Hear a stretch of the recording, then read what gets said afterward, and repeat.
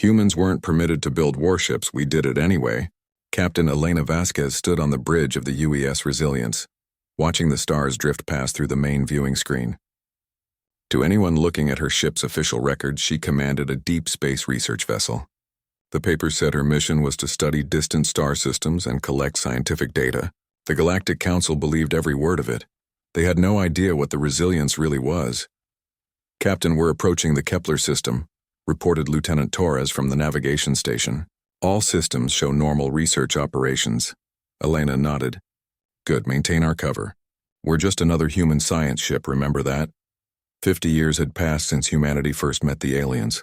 It seemed like a miracle at the time. 12 different species all working together in something called the Galactic Council. They had technology beyond human dreams, faster than light travel, energy weapons, shields that could stop nuclear bombs. They offered to share some of this knowledge with Earth. But there was a price. The Council made it very clear that humans were too dangerous to have real weapons. They looked at Earth's history and saw nothing but war. Humans fought each other for thousands of years. They built bigger and deadlier weapons with each generation. The aliens decided that humanity could join their peaceful galaxy, but only under strict rules. No warships. No military fleets. No weapons of mass destruction in space. Humans could build research ships, cargo vessels, and small defensive platforms around their worlds. But nothing that could threaten the established order. The Council would protect humanity from external threats. All humans had to do was give up their right to defend themselves. Most humans accepted this deal. They were tired of war and excited about exploring the galaxy. But some people in Earth's government weren't so trusting. They remembered that throughout history, the strong always controlled the weak.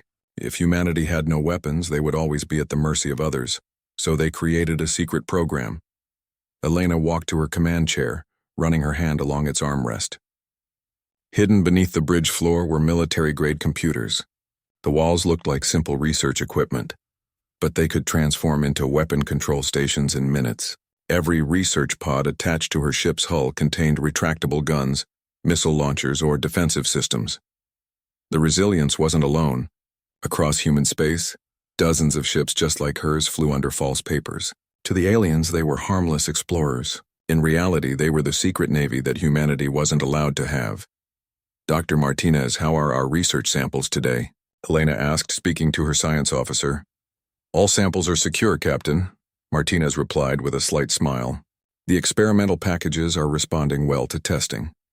Elena knew that those experimental packages were actually high-yield torpedoes. The research samples were specialized ammunition designed to punch through alien hull materials. Every member of her crew knew the truth, but they all played their parts perfectly. The deception had gone on for decades. Human engineers worked overtime to make weapons look like peaceful equipment. They developed new fighting techniques that used research vessels. They trained crews in secret bases hidden throughout the solar system. The Council never suspected anything because humans seemed so focused on exploration and trade. "Captain, I'm picking up something strange," called out Ensign Park from the sensor station. "Long-range detectors are showing unusual energy signatures from the outer rim systems." Elena moved to look at the readings. The data showed massive explosions and debris fields where colonies used to be. But these weren't human colonies under attack. These were alien worlds belonging to Council species. "Are you sure about these readings?" Elena asked. "Yes, Captain. I'm detecting the remains of several Zephyrian settlements. Also picking up what looks like Centauri ship wreckage. But there's something else. The energy signatures don't match any known Council technology." Elena felt a chill run down her spine. Someone was attacking Council worlds with weapons the aliens had never seen before. This wasn't a rebellion or civil war. This was something from outside their galaxy. Torres, plot a course for the nearest affected system. "Maximum speed." "Captain, that will take us outside our assigned research area," Torres warned. "Do it anyway. If someone is killing entire colonies, we need to know who and why." As the Resilience changed course, Elena thought about the implications. For 50 years, the Council had protected the galaxy through diplomacy and peaceful resolution. They believed their advanced technology made them safe from any threat. Their ships were built for exploration and policing, not real warfare. But Elena had studied military history. She knew that peaceful civilizations often fell to aggressive ones. The Council had grown soft and comfortable. They had forgotten what real war looked like. The journey to the outer rim took 3 days. When they arrived, Elena saw devastation unlike anything in the historical records. Entire planets had been stripped bare. Space stations were reduced to floating scrap metal. The attackers had used weapons that burned through Council shields like they weren't there. "My God," whispered Dr. Martinez. "How many people lived in this system?" "According to our records, about 12 million Zephyrians," Elena replied quietly. "I'm not detecting any life signs." The bridge fell silent as everyone absorbed this news. 12 million beings dead in a matter of days. The attackers hadn't just won a battle. They had committed genocide. "Captain, I'm receiving a priority transmission from Earth Command," announced the communications officer. Elena took the message privately in her ready room. Admiral Morrison's face appeared on her screen, looking grim. "Elena, you've probably seen what's happening in the Outer Rim. We're calling it the hegemony, based on intercepted communications. They're a military empire from beyond our galaxy's edge. Their technology is at least 50 years ahead of the Council's. What are our orders, Admiral?"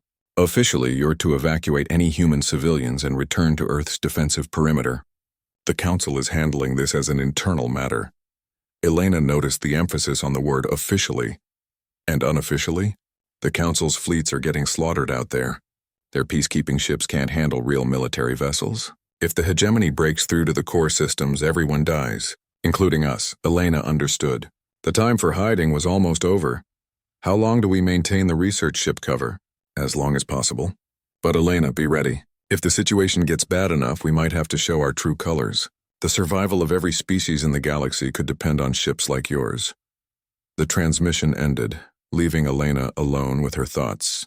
For 50 years, humans had played by the Council's rules. They had hidden their weapons and pretended to be peaceful explorers. But now an enemy was coming that the Council couldn't handle with diplomacy. Elena returned to the bridge and looked at her crew. These men and women had trained their entire careers for a war they hoped would never come. They had learned to fight like their ancestors, but with weapons their ancestors could never have imagined.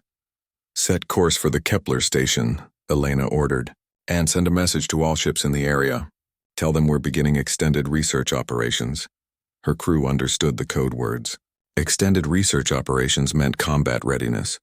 The secret was still safe, but not for much longer. As the Resilience jumped to faster-than-light speed, Elena wondered if humanity's deception had been worth it. The Council had tried to create a peaceful galaxy by limiting human aggression, but they had also created a galaxy that couldn't defend itself against real threats. Soon, everyone would learn what humans could do when their survival was at stake. The galaxy was about to discover why Earth's warriors had conquered their own world, and why they had never really stopped being warriors at all. Humans weren't permitted to build warships. We did it anyway. The emergency session of the Galactic Council was chaos. Representatives from 12 species shouted over each other in a dozen different languages. The translation devices could barely keep up with the panic and anger filling the great chamber.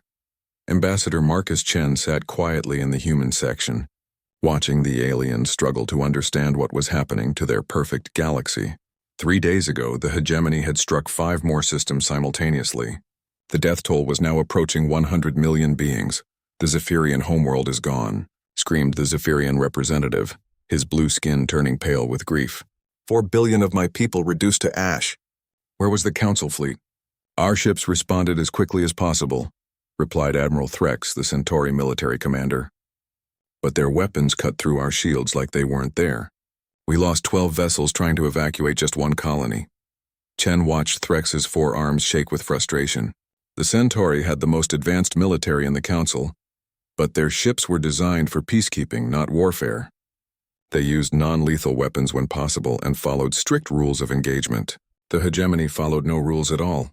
"What do we know about these attackers?" asked the Council Chancellor, a tall being whose species Chen had never learned to pronounce correctly. "Very little," Threx admitted. "They call themselves the hegemony. Their ships are massive, heavily armed, and extremely fast. They don't respond to communication attempts. They don't take prisoners. They simply destroy everything and move on." "Have we tried negotiating?" suggested the Vegan representative. "Perhaps they want territory or resources. We could reach a peaceful agreement." Chen almost laughed at this. Humans had tried negotiating with aggressive empires throughout their history. It never worked when the enemy wanted complete destruction rather than conquest. "There's nothing to negotiate." Threx said bluntly. They're not conquering our worlds, they're sterilizing them. This isn't about territory. This is about eliminating us entirely. The chamber fell silent as this reality sank in. The Council had built their civilization on the belief that all intelligent species could be reasoned with. They had never faced an enemy that simply wanted them dead. What about our defensive fleets? Asked another representative. Surely our combined forces can stop them. Threx's expression grew even grimmer. Our defensive fleets were designed to stop raiders and settle disputes between member species. The hegemony ships are true warships. They're built for one purpose: destroying other vessels as efficiently as possible. Chen's communicator buzzed with an encrypted message from Earth Command. The hegemony had been spotted moving toward the core systems. They would reach major population centers within days, not weeks. What about the humans? Suddenly asked the Andromedan representative. Their worlds are in the path of these attacks. What measures are they taking? All eyes turned to Chen. He stood slowly, feeling the weight of 50 years of deception on his shoulders. Earth Command has ordered all human civilians to evacuate threatened systems, he said carefully. Our research vessels are being recalled to defensive positions around Sol.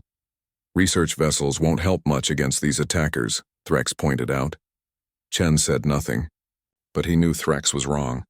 Human research vessels were about to surprise everyone. The session continued for hours but achieved nothing. The Council had no plan except to keep retreating and hope the hegemony would eventually stop. Their peacekeeping fleets were being destroyed faster than they could be replaced. Meanwhile, in space near Kepler Station, Captain Elena Vasquez received the transmission she had been waiting for. It was a simple code phrase that would change everything. Research project approved for field testing. You heard the man, Elena announced to her bridge crew. All hands prepare for configuration change. This is not a drill. Throughout the ship, hidden panels slid open and concealed systems came online. The Resilience began to transform from a peaceful research vessel into something the galaxy had never seen before. External cargo pods rotated to reveal missile launchers. Sensor arrays extended into targeting systems. The ship's hull reconfigured as armor plating slid into position. What had looked like a harmless explorer now resembled a predator ready to strike. Weapon systems online, reported Lieutenant Torres. All research equipment secured. We're showing full military configuration. Elena smiled grimly. Signal the fleet. Tell all research vessels to drop their covers. It's time to stop pretending. Across human space, dozens of ships underwent the same transformation. The secret navy that Earth had spent 50 years building finally revealed itself. Each vessel had been designed to look peaceful while hiding deadly capabilities. Captain, we're receiving hails from other ships in the area, announced the communications officer. They're asking about our configuration change. Tell them we're conducting emergency modifications due to the current threat, Elena replied. Any Council vessels that want details can speak to Earth Command. But Elena knew that Earth Command was busy with bigger problems. The hegemony had just attacked the Vega system, home to 15 billion beings. The Council's defensive fleet had arrived too late to save anyone. Captain, long-range sensors are detecting multiple hegemony vessels approaching Kepler Station, reported Ensign Park. Estimated arrival in 6 hours. Elena looked at the tactical display. Kepler Station was a major trading hub with over 50 million residents from various species. The station's defenses were minimal, designed to stop smugglers and pirates, not military fleets. How many hegemony ships? I count at least 20 vessels. They're larger than anything in the Council fleet. Elena made her decision. The Council had forbidden humans to build warships, but they had never forbidden humans to use the warships they built anyway. Signal all human vessels in the area, Elena ordered. We're moving to defend Kepler Station. Full military engagement authorized. Captain, we don't have orders to engage the enemy, Torres warned. We have orders to protect human interests, Elena replied. There are 12,000 human civilians on that station. I'd say that qualifies. The truth was more complicated. Elena was about to start a war that could destroy humanity's relationship with the Council forever. But she was also about to save millions of lives that the Council couldn't protect. All ships, this is Captain Vasquez, she announced on the fleet communication channel. We are moving to defend Kepler Station against hegemony attack. Our covers are blown, so we fight with everything we have. Show them what human warships can really do. As the human fleet accelerated toward battle, Elena thought about the choice they were making. For 50 years, humans had hidden their true nature to fit into the Council's peaceful galaxy. They had pretended to be explorers and scientists while secretly preparing for war. Now the pretending was over. The galaxy was about to learn that humans hadn't really changed since leaving Earth. They had just gotten better at hiding their weapons. "Captain, the hegemony fleet has reached Kepler Station," Park reported. "They're beginning their attack. Time to arrival? 4 hours at maximum speed." Elena watched the tactical display update with new information. The hegemony ships were massive, but they followed predictable attack patterns. They relied on overwhelming firepower and heavy armor to crush their enemies. They had never fought humans before. "Signal the fleet," Elena ordered. "All ships prepare for Earth-style combat operations. We're going to show these aliens how humans really fight." The secret navy raced toward its first battle, carrying 50 years of hidden preparations into open warfare. The Council's peaceful galaxy was about to become very violent, and humanity was ready to lead the way. "Humans weren't permitted to build warships, we did it anyway." The hegemony fleet arrived at Kepler Station like a storm of destruction. 20 massive warships, each one larger than anything in the Council's navy, moved into attack formation with mechanical precision. Their dark hulls bristled with weapon ports, and their shields glowed with energy that could deflect planet-killing missiles.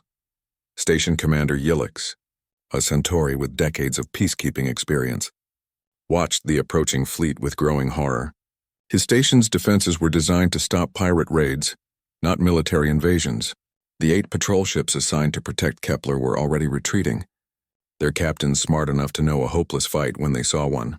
"Commander, we're receiving an evacuation order from Council Command," reported his communications officer. "All non-essential personnel should abandon the station immediately."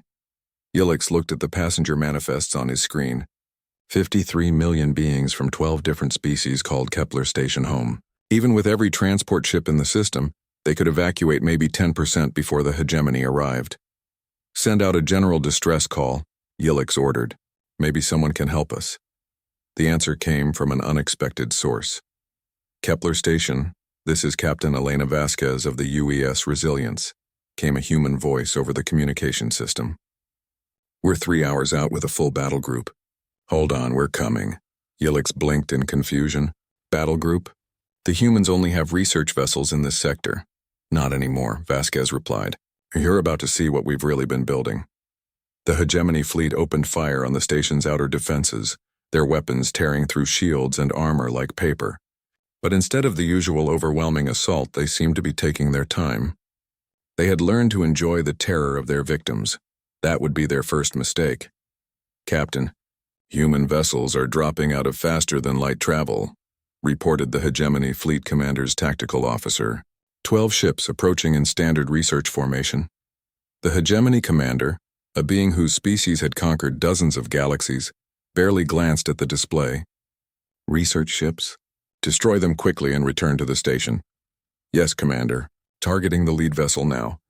But as the hegemony weapons locked onto the Resilience, something unexpected happened. The human ship's hull began to shift and reconfigure. External pods rotated to reveal missile launchers. Hidden armor plating slid into position. Sensor arrays extended into weapon targeting systems. "Commander, the research vessel is changing configuration," the tactical officer reported with confusion. "It appears to be armed? Impossible. The humans are forbidden to build warships. Sir, all 12 human vessels are transforming. They're revealing military-grade weapons and defensive systems." The hegemony commander finally looked at his tactical display, and his confidence wavered for the first time in decades. The human ships weren't just armed. They were purpose-built warships disguised as peaceful explorers. "How long have they been hiding this capability?" "Unknown, sir. But their weapon signatures are unlike anything in Council records." Elena Vasquez stood on the bridge of the Resilience, watching her fleet complete its transformation. Around her, 11 other ships had shed their peaceful disguises to reveal the true human navy. They had spent 50 years preparing for this moment. "All ships, report status," Elena commanded.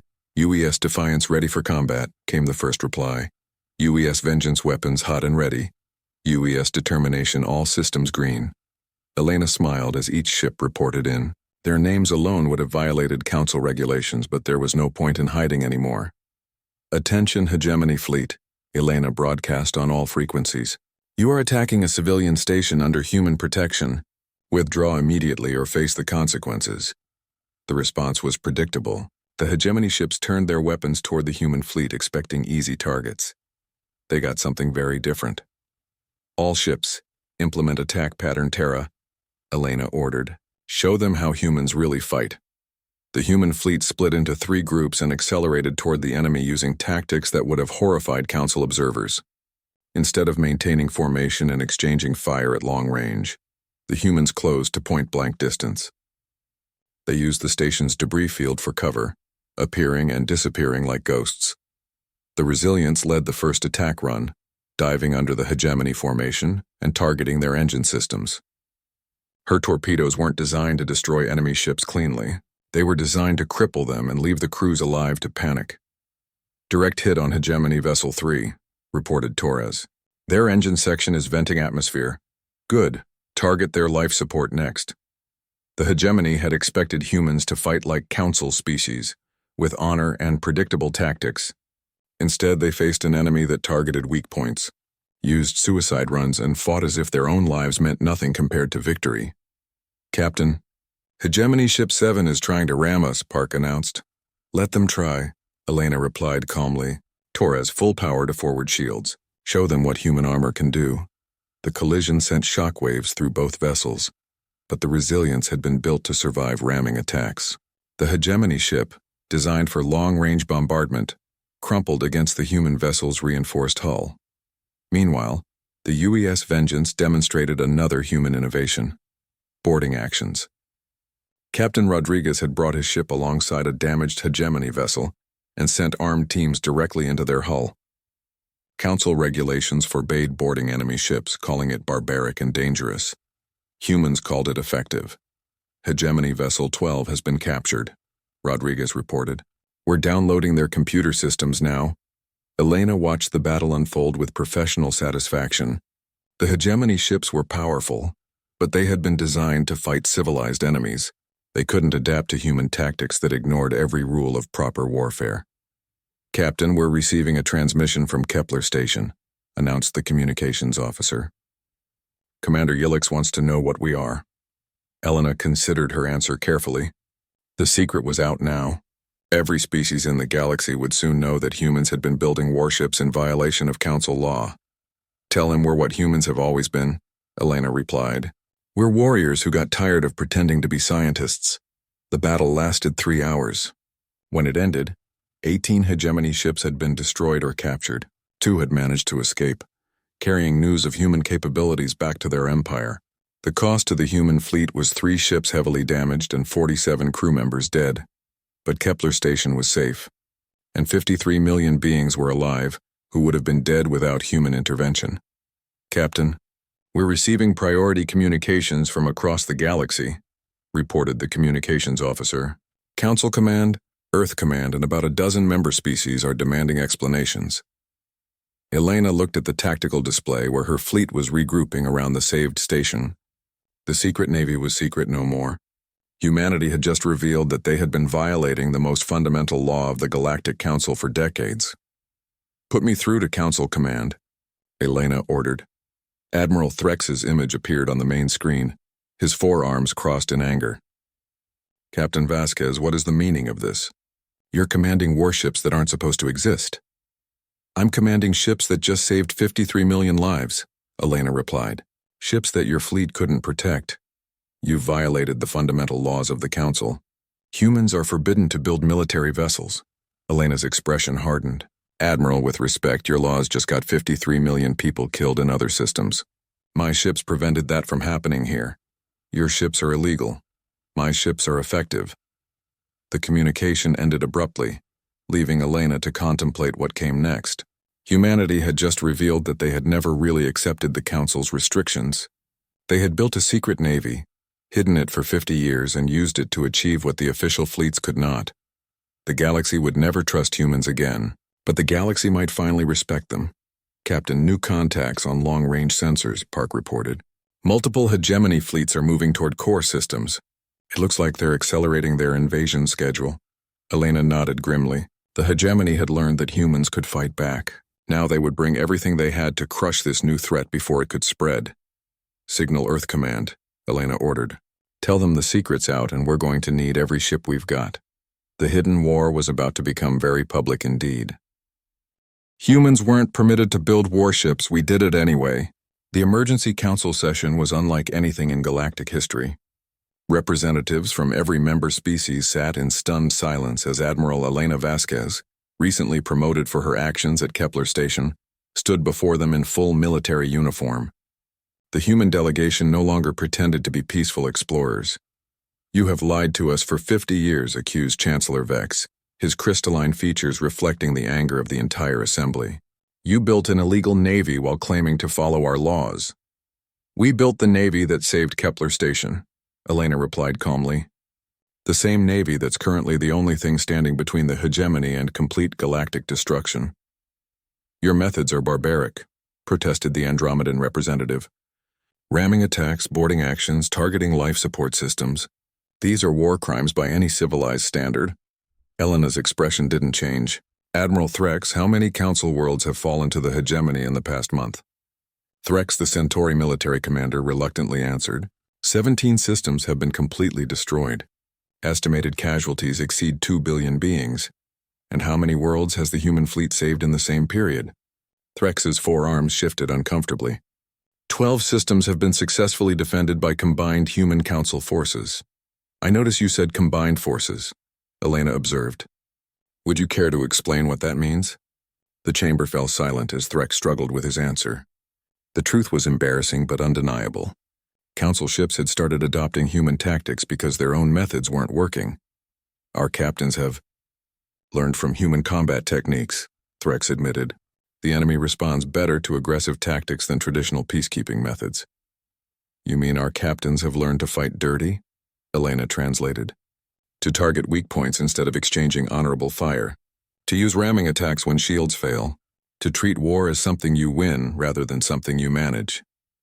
Ambassador Chen, Elena's father and humanity's senior representative, stood to address the assembly. His decades of diplomatic experience showed in his measured tone. "Honored delegates, we face a simple choice," Chen said. "We can debate the morality of human methods while the hegemony destroys everything we've built. Or we can use every weapon at our disposal to ensure our civilizations survive." "The humans deceived us," Chancellor Vex insisted. "How can we trust them now?" "Because we're all dead without them," came an unexpected voice. Representative Corix of the Zephyrian people, whose homeworld had been the first hegemony victim, stepped forward. "My entire species exists now only as refugees on council worlds. The humans didn't save my people because they couldn't, but they've saved billions of others." Corix turned to face the full assembly. "Yes, humans lied about their capabilities, but they lied to protect us from ourselves. We created a galaxy so peaceful that it couldn't defend itself against real threats." Elena watched the political maneuvering with growing impatience.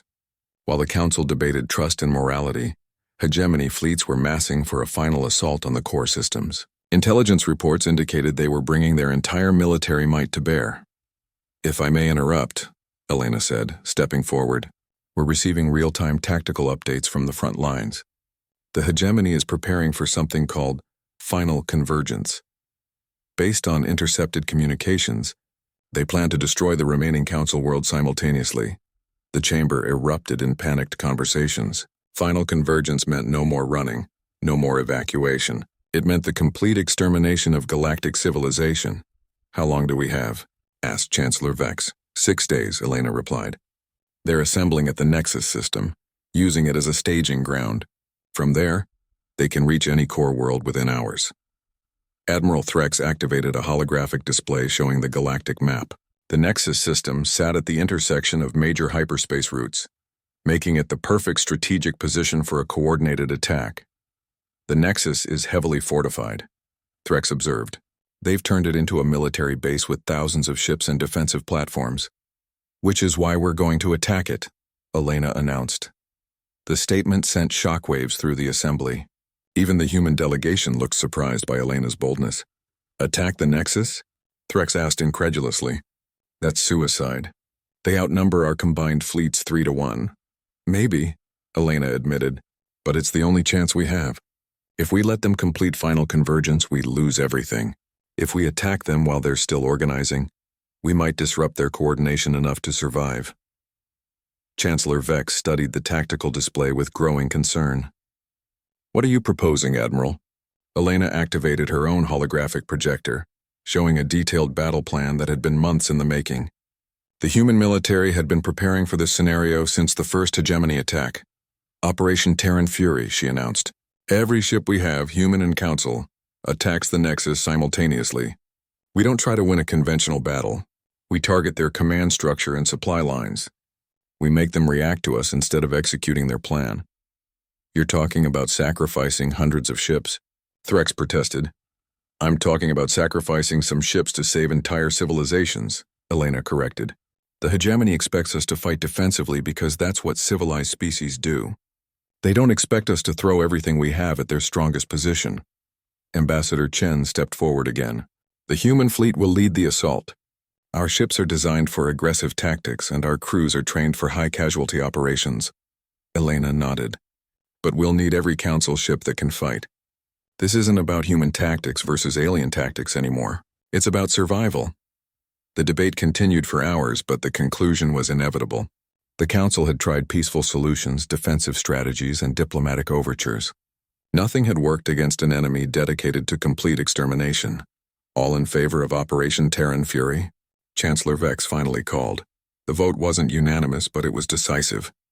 12 species that had spent centuries avoiding warfare were about to bet everything on the most aggressive military action in galactic history.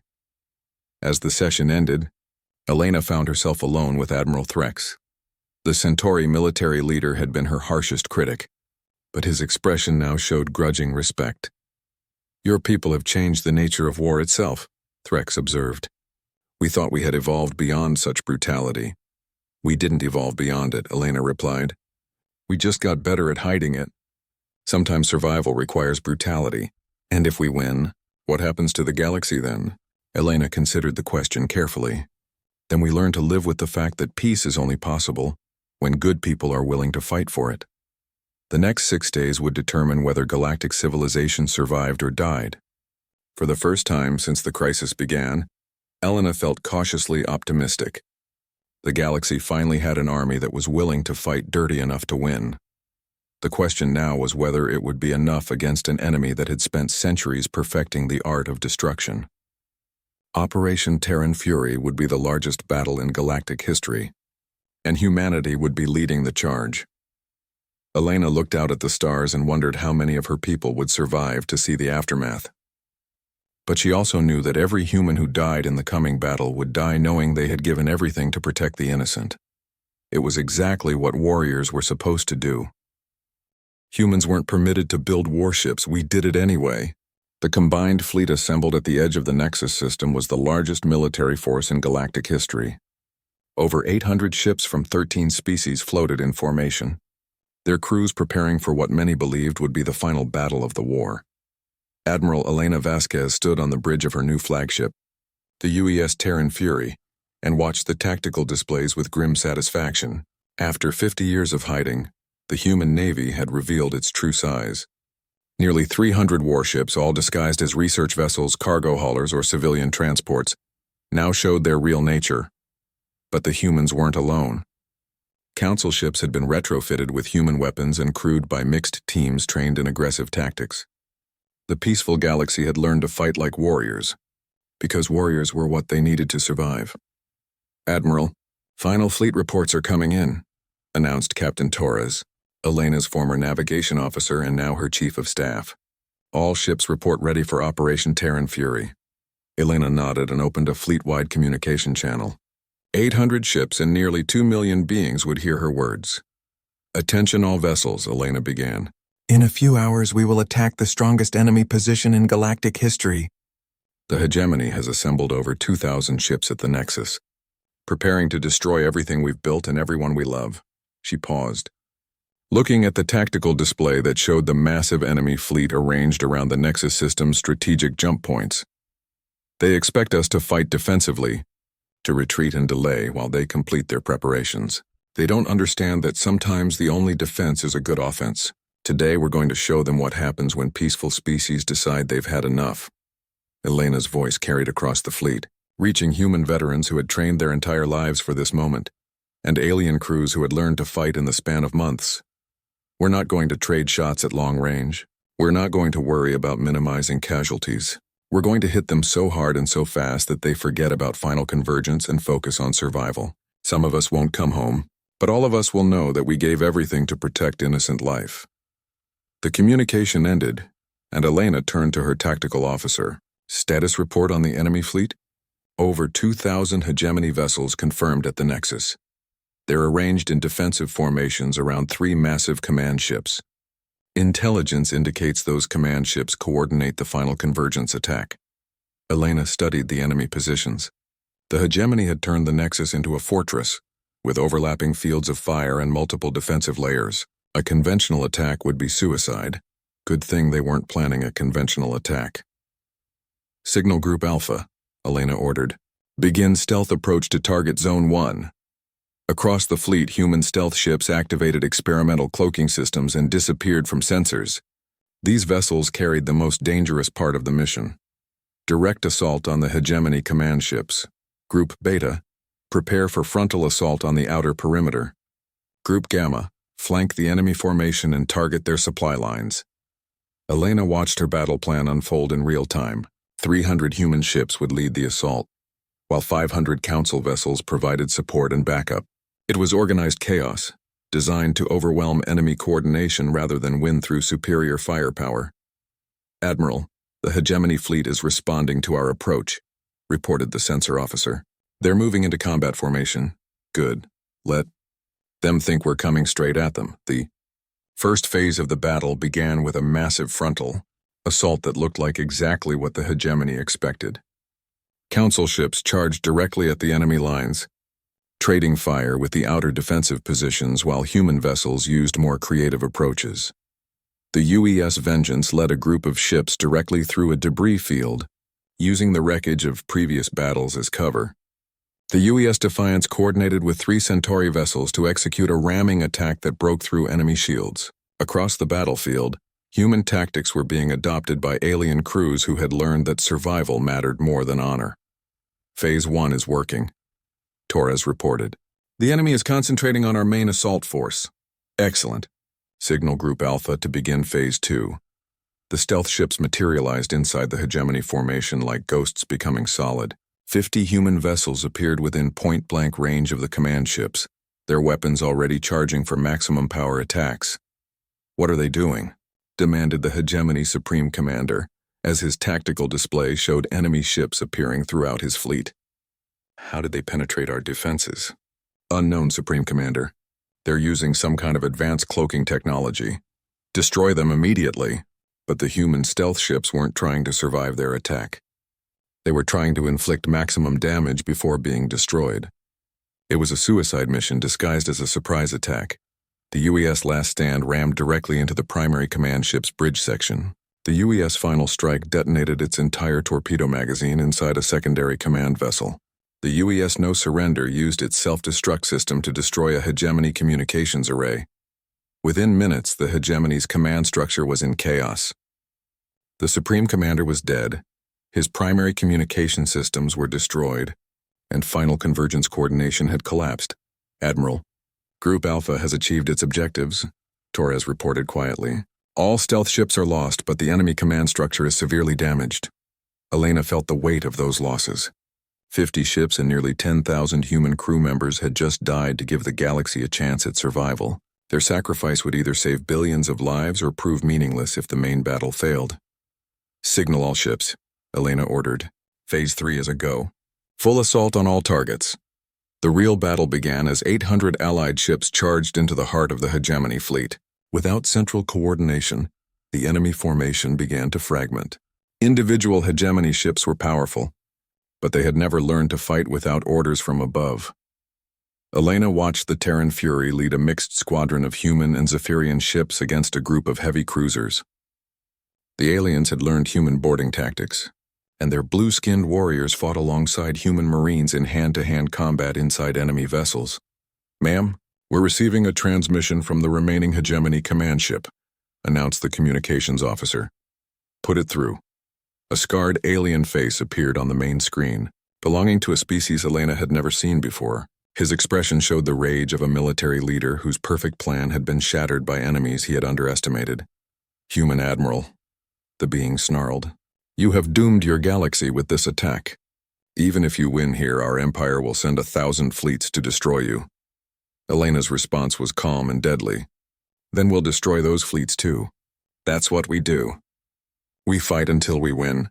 You cannot defeat the hegemony. We have conquered 100 galaxies. But you've never fought humans before, Elena replied. We're the species that conquered our own world, and then pretended to be peaceful for 50 years while secretly building the navy that's currently destroying your fleet. The communication ended, and Elena returned her attention to the battle. The Allied fleet was winning, but at terrible cost. Nearly half the human ships had been destroyed or heavily damaged, and Council casualties were mounting rapidly. But the hegemony was breaking. Without coordination, their individual ships were retreating or surrendering. The threat of final convergence was over. Admiral, the enemy is requesting terms for surrender, Torres reported. Elena considered the request. The warrior in her wanted to destroy every hegemony ship to prevent future threats, but the protector in her knew that genocide, even of genocidal enemies, wasn't the answer. Tell them they can surrender unconditionally or be destroyed. Their choice. The battle ended 6 hours after it began. The Nexus system, which had been the staging ground for galactic destruction, became the site of the hegemony's surrender. Over 1,500 enemy ships laid down their arms, while the remainder fled toward their home galaxy. Elena stood in the council chambers 3 months later, wearing the uniform of the new Galactic Defense Force. The restrictions on human military development had been formally lifted, and humanity had been granted full voting rights and leadership positions in the reformed galactic government. The galaxy has learned something important, Elena addressed the assembly. Peace isn't maintained by being peaceful. It's maintained by being strong enough to defend peace when it's threatened. Chancellor Vex, whose species had opposed human methods from the beginning, nodded reluctantly. Your tactics saved us all, Admiral. Though I still believe there must be better ways to resolve conflicts. Maybe there are, Elena agreed. But until we find them, the galaxy needs protectors who are willing to fight dirty when necessary. The new motto of the Galactic Defense Force was inscribed above the chamber entrance. Never again unprepared. It served as a reminder that sometimes the price of peace was the willingness to wage war. Elena looked out at the representatives of 13 species, all of whom owed their survival to the human fleet that wasn't supposed to exist.